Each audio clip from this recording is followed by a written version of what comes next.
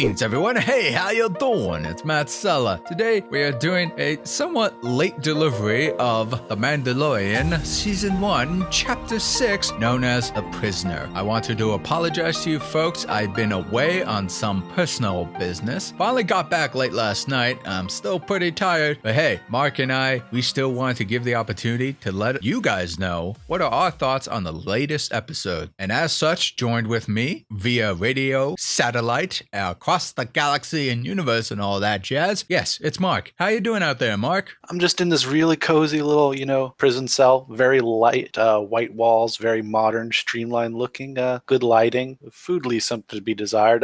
Not sure what my Yelp review will be yet. Well, hopefully the feng shui will keep you in positive light. So, just a couple of quick disclaimers here. This podcast review is obviously targeted to more older audiences, as some might understand. It is a critique of the show, despite the show itself being PG, generally family oriented. We are talking about the filmmaking aspects and the technicality behind it, acting, whatnot. So yeah, this video is clearly not for children. And before we begin, I'm going to hand the floor to Mark to go over the synopsis. But I just want to make a couple quick announcements. It's going to be a very busy week. I got a final podcast in the work. If you have seen my main flagship podcast shows, there are only 5 episodes that I made this year. They're roughly about an hour and a half each. You can listen to them on my Spotify channel. We got one more coming up with a couple good animator friends of mine. We're going to be talking about various things like what are our favorite movies of the year, what are some of our favorite Christmas movies to kind of fit in with the December theme, and along with some other fun little opinion topics. So be sure to check those out when it comes, probably by Tuesday or Wednesday. Also, if I remember correctly, Mark and I, we have a review to do next week on Wednesday. Is that correct? Yes,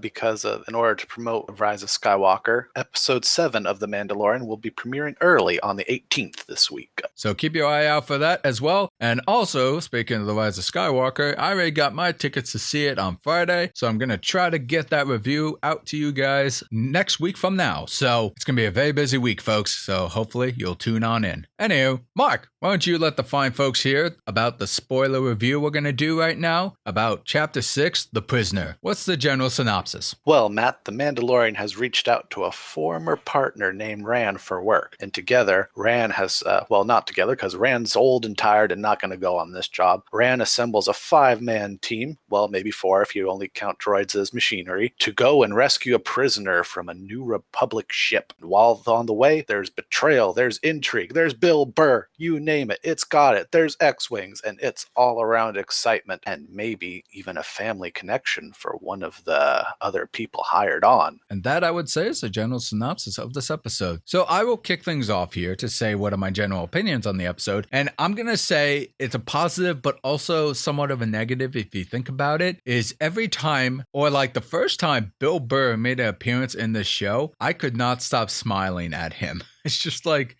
I am a big fan of Bill Burr, his stand-up and some of his Netflix shows and things like that. So to see him in the Star Wars universe, where I remember clearly on Conan O'Brien, one of the old guest appearances he made, talked about how he doesn't quite get Star Wars. It doesn't offend him or anything like that. He just doesn't see the hype level of appeal. And the fact that he found his way actually on a Star Wars property just makes me smile to think about what happened there for like the Disney reps to be convinced to allow him on.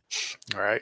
And so throughout the episode, I'm kind of listening in on whether or not he'll like release some lore about the world of Star Wars, and also if there are any moments where he might be trying to refrain from swearing too much. Because again, this is a PG show. At worst, he really just says hell and ass, and I think that's really about it. Yeah, I kind of echo. I think in the most technical sense, maybe he was distracting, but it was in a fun way. I think if you don't know Bill Burr, don't worry about it. I don't think it'll be as distracting for you as it was for us, dare say. But he was really entertaining. Clancy Brown as the Devarian. It's basically the devil character you see sometimes in Star Wars, but, not really the devil. It's that alien. Didn't realize it was him at first, but man, I was actually just happy to find out he was in it. I just, I'm really feeling it, Mr. Krabs.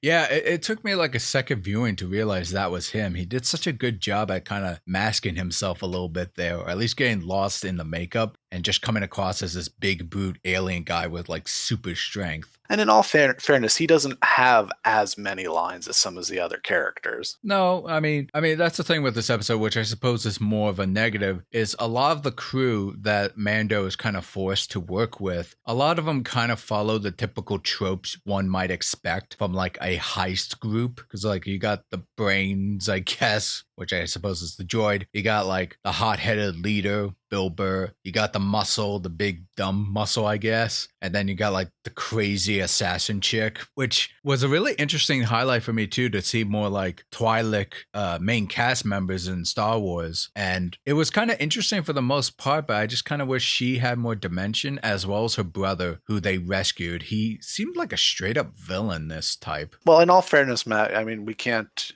I'm pretty sure Mando has run with a villainous crowd before. I think just the problem here, even for, and sometimes Star Wars has had some very, kind of, shall we say, basic villains. These were like not basic so much as just bare bones, very tropey, and kind of just like, oh, they're bad, kind of, I don't know. That left me a little underwhelmed, as much as I do enjoy seeing villains in the Star Wars universe who aren't Sith, who aren't, some like all powerful person. It's just like I just like seeing jerks in Star Wars. It's nice to have people who aren't necessarily involved in one side or the other of the big conflict. You know what I mean? No, I know exactly where you're coming from. And I think to kind of conclude on my general opinions on this episode is, while it may be a distraction for some people, for like those who are familiar with Bill Burr, I personally loved it because of that. It was a fun adventure. We had a lot of great moments between these different types of characters. I mean, especially with that extra tension of Baby Yoda being revealed to the crew, and then as the crew was backstabbing Mando while they were at the prison, that the droid was actually hunting down the Baby Yoda and aiming to kill it. There was a lot going on there, and it was really interesting. Actually, before I finish up here, I will say one criticism I do have, and I feel like they overused the Star Wars wipes a little too much in this episode. That is fair. They did come across as very prominent in this episode, more so than others, I would say. Because sometimes there were some scenes where there were like general cuts between like characters as per norm, but whenever you transition to a new setting, you would have a wipe. But there was a couple of times where we go to a new scene, we're there for like maybe like 30 seconds to 45 seconds, then we get an almost identical wipe type to take us to the next scene, and it just felt a little too frequent for my taste, and either they could have changed it up or just padded out with more material or just redistribute things. I don't know. Maybe that was just the crux of the episode itself being so multi-layered in terms of settings within the prison, but I don't know. It just bothered me a little bit. I will say you brought up a good point. Baby Yoda, I love you. I just love his freaking droopy dog, Tex Avery, 1 minute I'm here, next minute I'm not, sort of comedic timing. And also just there was a great moment here where he's trying to use the Force again on the droid towards the end, but Mando gets there in time, but the droid, sort of bursts. That's because of Mando's shot, but then Baby Yoda just looks at his hand like, whoa. Right? I think that scene worked. It kind of reminded me, though, when I saw that, of the one complaint where we had, or at least I think you had it more than I did, where the first time we had the fake out shoot was in the very first episode with IG-11. The other fake out shoot we had was, I think, last episode where Dune shot the would-be assassin in the back. And we kind of got that again, obviously, when Mando snuck up on the droid when the Baby Yoda was trying to like force power it away. So we kind of got that 3 times already. So I'm kind of hoping we don't quite get that much more for the next couple remaining episodes. That is fair. I think what made this one work for me, though, is that, unlike the other ones where the shot sort of comes out of nowhere and that's the big shock because it's saved, I think because Baby Yoda was going to use the Force or trying to, I was able to accept it more because it wasn't just like Baby Yoda was, cornered and then, the droid was, it wasn't a surprise. Like something was going to happen regardless. I agree. I think it probably worked the most here. I don't want them to push their luck with it, though. I will say that. Yeah, for sure. There's a lot more I could talk about this episode, but I think overall I really liked it. And again, Bill Burr was in it, and learned later on that Clancy Brown was in it too. So it was just a really fun episode for me.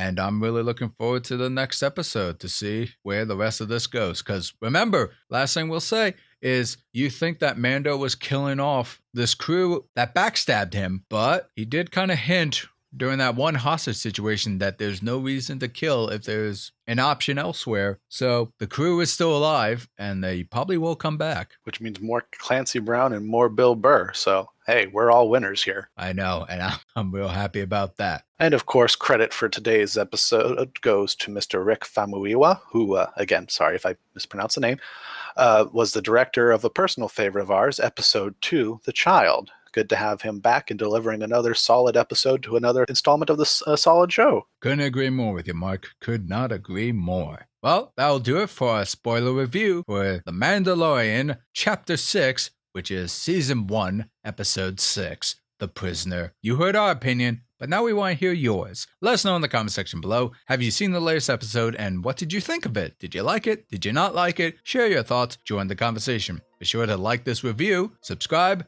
ring the bell to be notified when new videos drop, and if you want to support me directly, please go to my Patreon at patreon.com/Matt Sella. Consider donating as low as $1 a month will help go towards my podcast channel, art, animation, and content made just for you. This is Matt Sella. This is Mark. Thanking you all for tuning in.